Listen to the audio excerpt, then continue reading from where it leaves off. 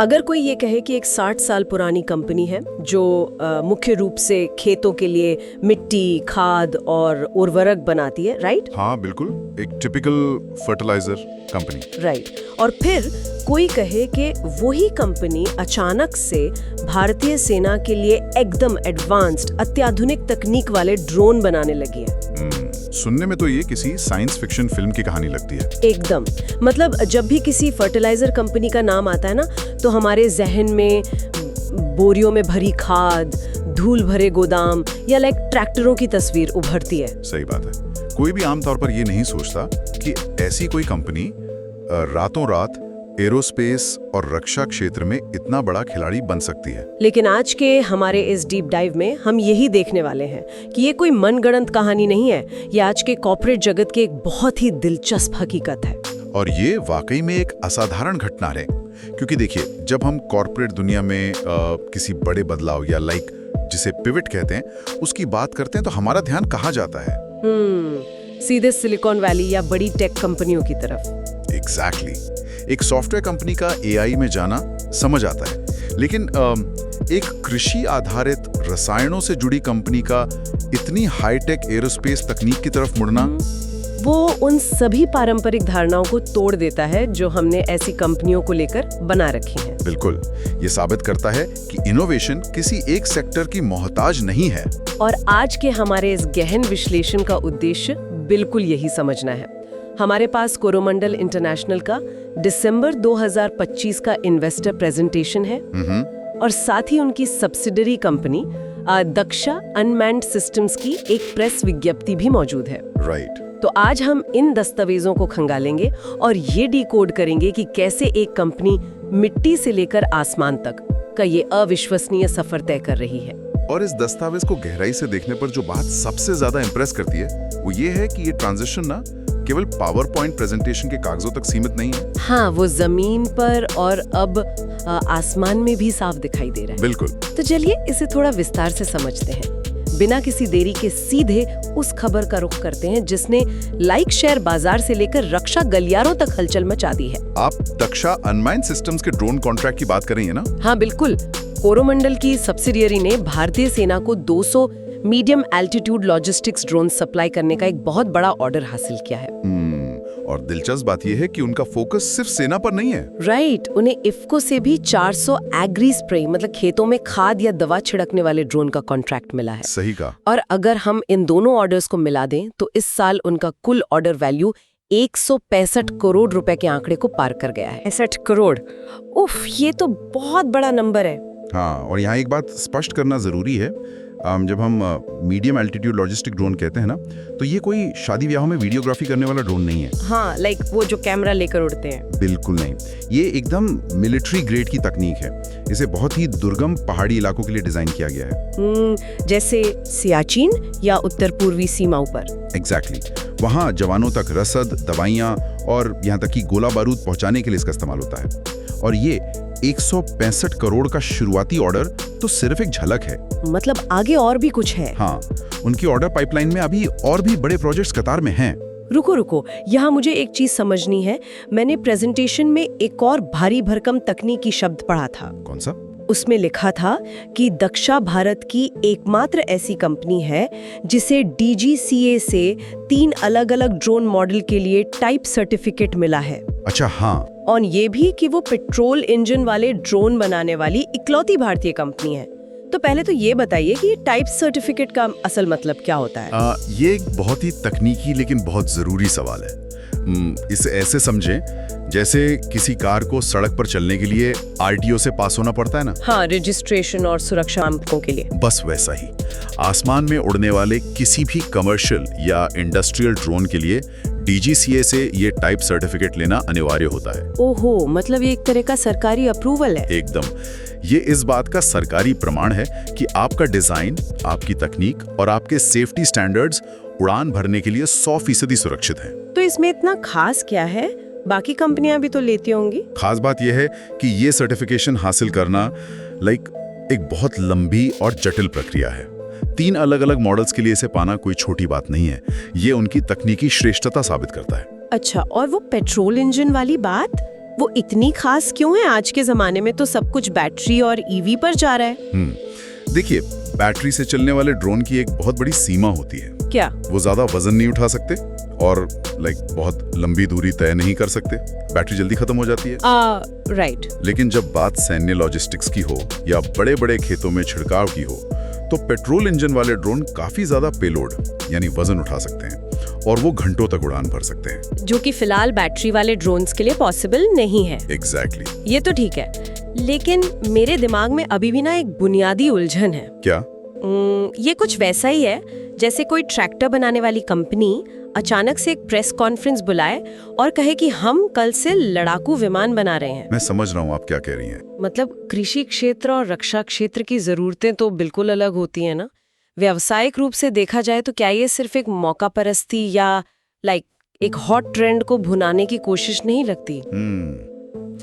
यहाँ सबसे दिलचस्प बात यह है कि ये कोई बस हॉट ट्रेंड देखकर लिया गया फैसला नहीं है। अच्छा। अगर हम इस तकनीक के मूल सिद्धांत को समझे ना, तो दक्षा का अन्ना यूनिवर्सिटी के साथ एक बहुत पुराना और मजबूत तकनीकी सहयोग है। ओके। और जिस तकनीक की हम बात कर रहे हैं वो है अनमाइंड एरियल सिस्टम्स, या जिसे UAS कहते हैं। ये एक तरह की कोर टेक्नोलॉजी है। कोर टेक्नोलॉजी मतलब? आप इसे ऐसे समझें जैसे कोई कंप्यूटर का ऑपरेटिंग सिस्टम हो। आप उसका इस्तेमाल कहाँ करते हैं वो सिर्फ एक एप्लीकेशन है। राइट। ड्रोन का सॉफ्टवेयर और नेविगेशन सिस्टम तो वही रहता है ना, जो उसे हवा में स्थिर रखता है और GPS के जरिए रास्ता दिखाता है। अब अगर आप उस ड्रोन के नीचे एक टैंक लगा दें तो वो खेतों में 5 सेंटीमीटर की सटीकता के साथ कीटनाशक छिड़क सकता है। ओके। और अगर उसी टैंक की जगह? बिल्कुल, अगर उसी टैंक की जगह आप एक कार्गो बॉक्स लगा दें तो वही ड्रोन 15,000 फीट की ऊंचाई पर सेना के लिए रसद गिरा सकता है। अरे वाह, मतलब तकनीक एक ही है, बस पेलोड और उपयोग का तरीका बदल रहा है। एकदम, इंजन और दिमाग एक ही है, बस ड्रोन के हाथ में पकड़ी हुई चीज बदल गई है। समझ गई, ये तो काफी स्मार्ट है। और एक और बात, सरकार की जो PLI स्कीम है ना, यानी प्रोडक्शन लिंक्ड इंसेंटिव योजना, हाँ, न्यूज में काफी रहता है ये। उसमें दक्षा का शॉर्टलिस्ट होना इस पूरे प्रोजेक्ट को और भी व्यावहारिक बनाता है। क्योंकि सरकार देश में ही निर्माण करने के लिए आर्थिक प्रोत्साहन दे रही है। राइट। इससे उनका वित्तीय जोखिम काफी हद तक कम हो जाता है। ये आत्मनिर्भर भारत विजन का एक सीधा लाभ है जो उन्हें विदेशी कंपनियों से टक्कर लेने की ताकत देता है। लेकिन यार, एक बात तो माननी पड़ेगी, इतने बड़े पैमाने पर R&D करना, ड्रोन जैसी महंगी तकनीक में उतरना और रक्षा क्षेत्र के कड़े मानकों को पूरा करना, इन सब के लिए बहुत सारे पैसों की जरूरत होती है। बिल्कुल, और डिफेंस सेक्टर में पैसा फंसने का रिस्क भी बड़ा होता है। वही तो, कोई भी कंपनी सिर्फ जज्बे के दम पर ऐसा नहीं कर सकती।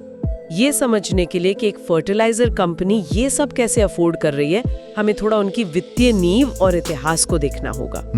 ये इस पूरे विश्लेषण का सबसे क्रिटिकल हिस्सा है, क्योंकि आप कितने भी इनोवेटिव क्यों ना हो, अगर आपकी बैलेंस शीट कमजोर है तो आप ज्यादा दिन तक प्रयोग नहीं कर सकते। सही बात है। इन्वेस्टर प्रेजेंटेशन के शुरुआती पन्नों में ही कंपनी के इतिहास का जिक्र है। मैं पढ़ रही थी कि कोरोमंडल की स्थापना आज से 6 दशक पहले 1961 में हुई थी। काफी पुरानी कंपनी है। हाँ, और इसे शुरू करने में chevron chemical company, international minerals and chemicals और EID पैरी का जॉइंट एफर्ट था। और आज ये कंपनी मुरुगप्पा ग्रुप का एक बहुत बड़ा हिस्सा है। राइट, मुरुगप्पा ग्रुप जो खुद 1900 में शुरू हुआ था और आज ये 74,220 करोड़ रुपए का एक विशाल कॉर्पोरेट साम्राज्य है। सच में बहुत बड़ा स्केल है। लेकिन ना, यहाँ एक चीज ने मुझे बहुत चौंकाया। क्या?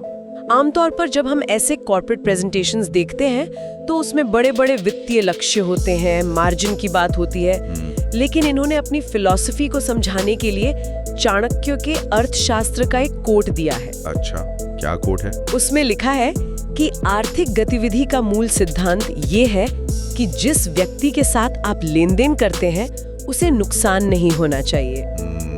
ये तो काफी गहरी बात है। और इसके साथ ही उन्होंने अपनी द 5 लाइट्स फिलॉसफी का भी जिक्र किया है, सत्यनिष्ठा, जिम्मेदारी, जुनून, सम्मान और गुणवत्ता।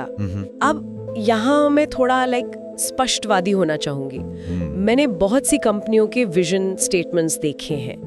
बोर्ड रूम की चमचमाती दीवारों पर इंटेग्रिटी और रिस्पॉन्सिबिलिटी जैसे भारी शब्द बहुत अच्छे लगते हैं। हाँ, ये तो है। लेकिन कॉर्पोरेट दुनिया बहुत क्रूर है।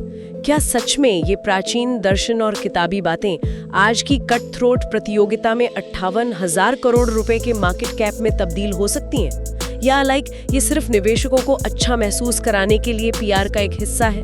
मैं समझ सकता हूँ कि ये सवाल क्यों उठ रहा है, लेकिन अगर हम इसे बड़ी तस्वीर से जोड़कर देखें ना, तो ये बिल्कुल स्पष्ट हो जाता है कि ये केवल पीआर नहीं है। कैसे? बाजार में कोई भी कंपनी केवल मीठी बातों से 6 दशकों तक नहीं टिक सकती। ये फिलॉसफी उनके काम करने के तरीके में कैसे दिखती है, इसके लिए हमें उनके वित्तीय आंकड़ों को समझना होगा, खासकर उनका पैट और CAGR। तो चलिए नंबर्स पर आते हैं। अगर हम उनके वित्त वर्ष 2016 से लेकर 2025 के रेवेन्यू को देखें, तो वो 11,634 करोड़ से बढ़कर 24,088 करोड़ हो गया है। ये तो डबल से भी ज्यादा है। बिल्कुल, लेकिन जो चीज असली कहानी बयां करती है वो है उनका पैट, यानी प्रॉफिट आफ्टर टैक्स। राइट, जो सारे खर्चे और टैक्स चुकाने के बाद शुद्ध मुनाफा बचता है। एकदम सही। वो 357 करोड़ से उछलकर सीधे 2055 करोड़ हो गया है। रुको, ये तो लगभग 6 गुना की छलांग है। हाँ, और उससे भी ज्यादा हैरान करने वाली बात बताऊं? क्या? कंपनी पर आज की तारीख में 0 नेट डेट है, यानी शून्य शुद्ध कर्ज। वेट, एक फर्टिलाइजर कंपनी और 0 डेट, ये कैसे पॉसिबल है? मतलब उर्वरक उद्योग तो बहुत ज्यादा कैपिटल इंटेंसिव होता है ना? वही तो, आपको विदेशों से कच्चा माल मंगाना पड़ता है, इतनी विशाल फैक्ट्रियां चलानी पड़ती हैं, और भारत में इस उद्योग का एक बहुत बड़ा हिस्सा तो सरकारी सब्सिडी पर निर्भर करता है। हाँ, सरकार किसानों के लिए खाद सस्ती रखती है और कंपनियों को सब्सिडी देती है। राइट, लेकिन वो सब्सिडी का पैसा आने में कई बार महीनों लग जाते हैं। तो मतलब जब तक सरकार से पैसा नहीं आता, तब तक कंपनियों को अपनी फैक्ट्रियां चालू रखने के लिए बाजार से महंगे ब्याज पर लोन लेना पड़ता होगा। बिल्कुल, ज्यादातर फर्टिलाइजर कंपनियां इसी कर्ज के जाल में फंसी रहती हैं। उनका आधा मुनाफा तो वो ब्याज चुकाने में ही चला जाता है। उफ। लेकिन ऐसे मुश्किल माहौल में कोरोमंडल का 0 नेट डेट होना एक वित्तीय चमत्कार जैसा है। इसी वजह से उन्हें क्रिसिल और इंडिया रेटिंग से AAA क्रेडिट रेटिंग मिली है। AAA मतलब वो फाइनेंशियली इतने सेफ हैं कि डिफॉल्ट का रिस्क ना के बराबर है। एग्जैक्टली, और यही बात निवेशकों को भी खुश रखती है। उनका टोटल शेयर होल्डर रिटर्न 28% का CAGR रहा है। मतलब निवेशकों का पैसा हर साल औसतन 28% की दर से बढ़ा है। हाँ, और ये सब उसी अर्थशास्त्र के सिद्धांत का जमीनी परिणाम है। अच्छा, कैसे? सोचिए, जब आप अपने ग्राहकों को यानी किसानों को उच्च गुणवत्ता देते हैं और उन्हें नुकसान नहीं पहुंचाते, तो आपको बार बार मार्केटिंग पर पैसा नहीं खर्च करना पड़ता। किसान आप पर भरोसा करता है। राइट, मतलब ब्रांड लॉयल्टी बन जाती है। बिल्कुल, आपकी बिक्री स्थिर रहती है, आपका कैश फ्लो बेहतर होता है और आप कर्ज से बचे रहते हैं। ये नजरिया वाकई आंखें खोलने वाला है। मतलब उनकी वित्तीय आजादी ही उन्हें ड्रोन जैसे नए और महंगे प्रयोग करने की छूट दे रहे हैं। एकदम सही। लेकिन सिर्फ वित्तीय अनुशासन काफी नहीं है ना, जमीन पर माल भी तो बेचना पड़ता है। प्रेजेंटेशन में उनके स्केल ऑफ ऑपरेशंस के बारे में जो जानकारी दी गई है, वो सच में बहुत विशाल है। हाँ, उनके नंबर्स काफी इंप्रेसिव हैं। स्रोत बताते हैं कि कोरोमंडल भारत में सबसे बड़ा प्राइवेट NPK प्लेयर है, यानी नाइट्रोजन, फास्फोरस और पोटेशियम। राइट, और वे सालाना 36 लाख टन NPK का उत्पादन करते हैं। इसके अलावा वे सिंगल सुपर फॉस्फेट के भी सबसे बड़े उत्पादक हैं, जिसकी कैपेसिटी लगभग 10 लाख टन है। हाँ, पूरे देश में उनकी 21 मैन्युफैक्चरिंग लोकेशंस हैं। लेकिन जिस चीज ने मेरा ध्यान सबसे ज्यादा खींचा, वो था उनका रिटेल नेटवर्क। उनके 1000 से अधिक ग्रामीण स्टोर हैं, जो 33 लाख किसानों से सीधे जुड़े हुए हैं। ये कोई छोटा नंबर नहीं है। बिल्कुल नहीं। यहाँ बात सच में बहुत दिलचस्प हो जाती है। अगर हम इस पूरे ढांचे को देखें ना, तो ये मुझे भारतीय कृषि के एक अमेजन इकोसिस्टम जैसा लगता है। अमेजन इकोसिस्टम, ये दिलचस्प तुलना है। हाँ, मतलब अमेजन आपको सिर्फ एक उत्पाद नहीं बेचता, वो आपको पूरी तरह से अपने इकोसिस्टम में बांध देता है। ये तुलना बहुत ही सटीक है। आप इसे ऐसे समझे जैसे अमेजॉन की क्लाउड सर्विस उनके रिटेल बिजनेस को फंड करती है ना। हाँ, AWS। वैसे ही कोरोमंडल का ये विशाल फर्टिलाइजर बिजनेस उनके ड्रोन और नैनोटेक जैसे नए प्रयोगों को फंड कर रहा है। राइट, और अमेजन की तरह ही किसान के नजरिए से सोचिए। कैसे? एक किसान उनके स्टोर पर जाता है तो वहाँ सबसे पहले उसकी मिट्टी की जांच होती है। उसी साइंटिफिक रिपोर्ट के आधार पर उसे बताया जाता है कि कौन सा बीज और कौन सी खाद डालनी है, जो कि वहीं मिल जाती है। बिल्कुल। फसल को बीमारियों से बचाने के लिए कीटनाशक भी वहीं उपलब्ध है, और अब तो दक्षा ड्रोन्स के जरिए उन दवाओं के छिड़काव की सर्विस भी वहीं से मिल रही है। मतलब सब कुछ एक ही छत के नीचे। व्यापार की भाषा में इसे बैकवर्ड और फॉरवर्ड इंटीग्रेशन कहते हैं। और ये सिर्फ स्टोर तक सीमित नहीं है। अच्छा, अगर आप उनके कच्चे माल की सप्लाई चेन को देखें तो उन्होंने ग्लोबल लेवल पर सेनेगाल, ट्यूनीशिया और दक्षिण अफ्रीका में रणनीतिक जॉइंट वेंचर कर रखे हैं। इस बैकवर्ड इंटीग्रेशन का असल में फायदा क्या होता है? इसे एक बहुत ही सिंपल एग्जांपल से समझते हैं। मान लीजिए आप एक बेकरी चलाती हैं। ओके। अगर बाजार में अचानक से गेहूं और मैदे के दाम दोगुने हो जाएं, तो आपकी बेकरी तो घाटे में चली जाएगी, है ना? हाँ बिल्कुल, लागत बढ़ जाएगी, जो भारत में इतना पर्याप्त नहीं है। राइट, हमें इंपोर्ट करना पड़ता है। और इंटरनेशनल मार्केट में इनकी कीमतों में बहुत भारी उतार चढ़ाव होता रहता है। कोरोमंडल ने सिर्फ खाद बेचने पर ध्यान नहीं दिया, उन्होंने अफ्रीका जाके सीधा खदानों और कच्चे माल के उत्पादकों के साथ जॉइंट वेंचर कर लिया। अरे वाह! अब उनके पास कच्चे माल से लेकर उसे प्रोसेस करने, कारखाने में बनाने और अपने 1000 स्टोर्स के जरिए सीधे 33 लाख किसानों तक पहुंचाने की पूरी सप्लाई चेन का कंट्रोल है। मतलब बीच में कोई बिचौलिया ही नहीं है? बिल्कुल नहीं। इससे उन्हें ऑपरेशनल फ्लेक्सिबिलिटी मिलती है जो उन्हें किसी भी ग्लोबल क्राइसिस से बचाती है। यानी कच्ची खदानों से लेकर किसान के खेत तक और अब तो ड्रोन के जरिए हवा तक, हर जगह उनकी पकड़ है। आज का उनका ये इकोसिस्टम तो एकदम अभेद्य लग रहा है। काफी हद तक। लेकिन टेक की दुनिया में ना एक कहावत है कि जो कंपनी भविष्य की तैयारी नहीं करती वो इतिहास बन जाती है। सही बात है। तो भविष्य में टिके रहने के लिए उनकी क्या तैयारी है? और यहीं पर रिसर्च और इनोवेशन यानी R&D की असली भूमिका सामने आती है। आप सिर्फ पुराने फॉर्मूले पर सालों तक राज नहीं कर सकते, खासकर तब जब पूरी दुनिया की कृषि व्यवस्था जलवायु परिवर्तन जैसी बड़ी चुनौती का सामना कर रही हो। बिल्कुल। अगर हम उनके R&D की बात करें तो दस्तावेज बताते हैं कि कोरोमंडल के पास 8 अत्याधुनिक R&D सेंटर्स हैं, जहां लगभग 100 वैज्ञानिक लगातार काम कर रहे हैं।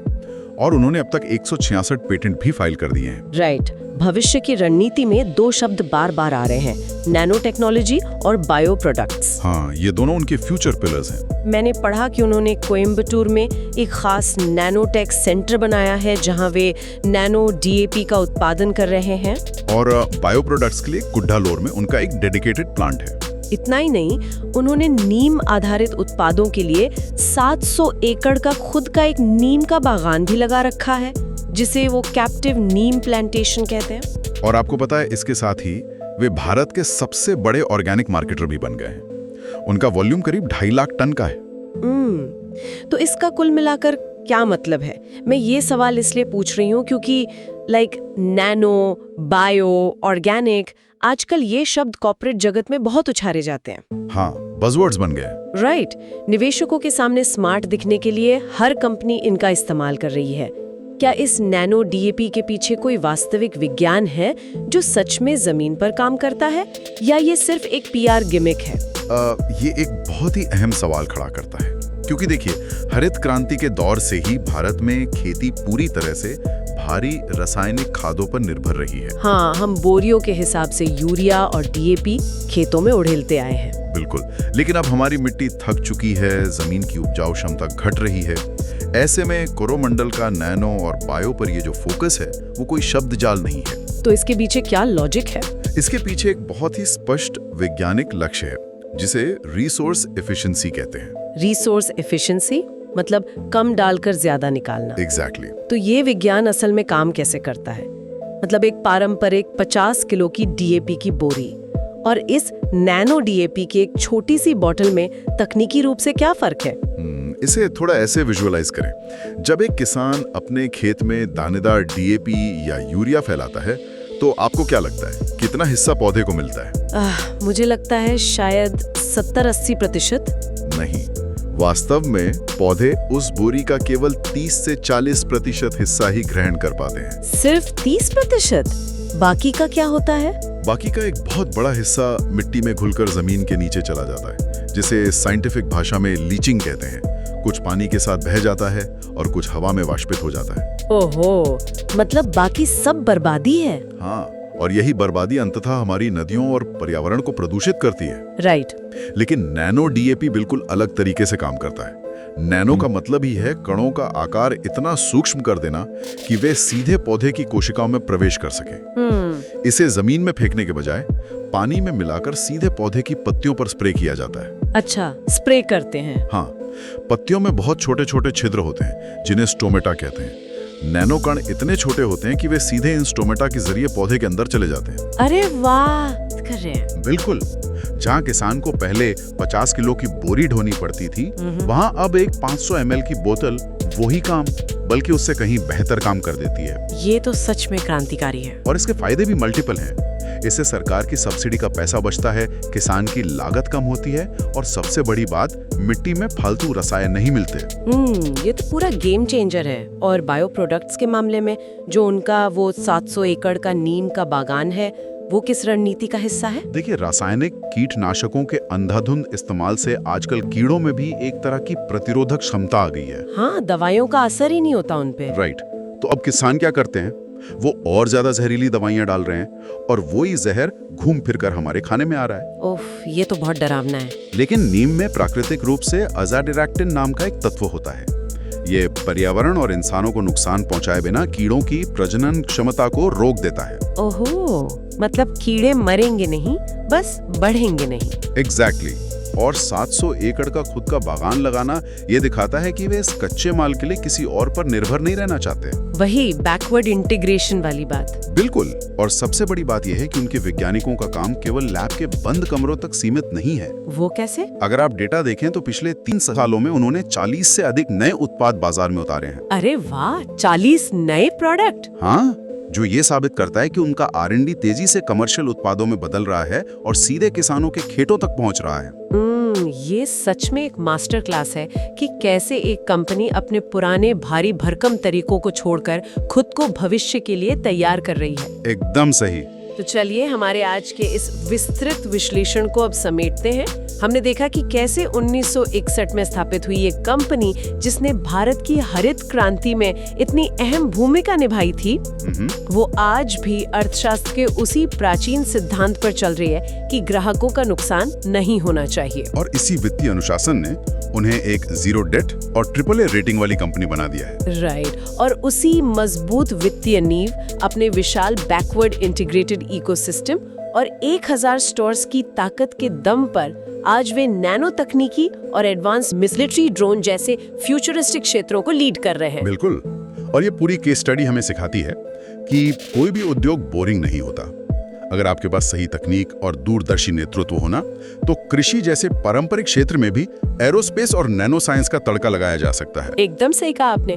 और इस पूरी चर्चा के अंत में एक विचार है जो शायद हमें थोड़ा सोचने पर मजबूर कर देगा। क्या है वो? अगर खेती किसानी के लिए सिर्फ मिट्टी और खाद बेचने वाली एक 60 साल पुरानी पारंपरिक कंपनी अपनी मजबूत सप्लाई चेन, गहरे रिसर्च और स्मार्ट वित्तीय अनुशासन के दम पर रातों रात एक रक्षा ठेकेदार और ड्रोन इनोवेटर बन सकती है, राइट। तो सोचिए हमारे आसपास ऐसे और कितने बोरिंग या पुराने उद्योग हैं जो किसी बहुत बड़े तकनीकी विस्फोट के मुहाने पर बैठे हैं। ये तो है। कौन सी ऐसी पारंपरिक कंपनी है जो बस एक सही रणनीतिक चिंगारी का इंतजार में है, जो शायद रातों रात दुनिया के काम करने का तरीका बदल सकती है? बहुत ही दिलचस्प सवाल है। इसी सवाल के साथ हम आज के इस डीप डाइव को यहीं विराम देते हैं।